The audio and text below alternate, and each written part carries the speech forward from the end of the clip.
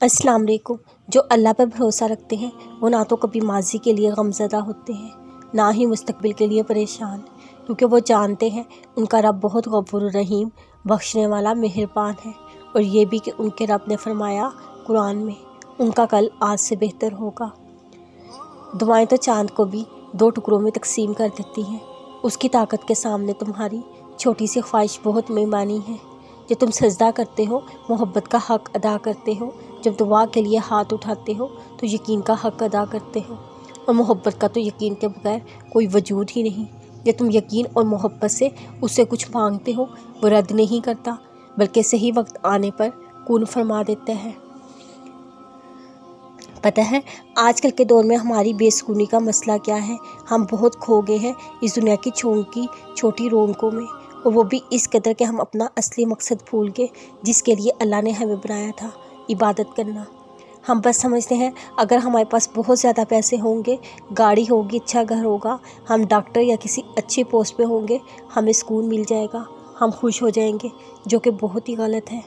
याद रखना, सुकून का ताल्लुक़ कभी भी दिखावे वाली चीज़ों में नहीं होता।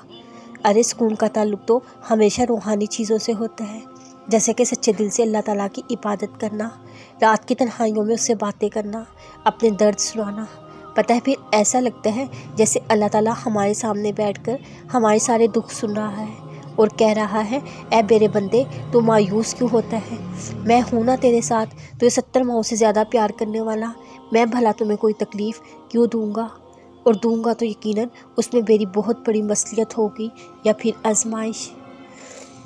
अल्लाह बंदे को कभी अकेला नहीं छोड़ता। ये तो हम बेवफा हैं जो उसकी लाजवाल मोहब्बत को नज़रअंदाज करके फ़ानी और नापायदार मोहब्बतों को तलाश करते फिरते हैं। जब वो ताल्लुकात हमारी उम्मीद तोड़ते हैं तो हम शिकवा करते हैं, अल्लाह ने मुझे तन्हा क्यों कर दिया?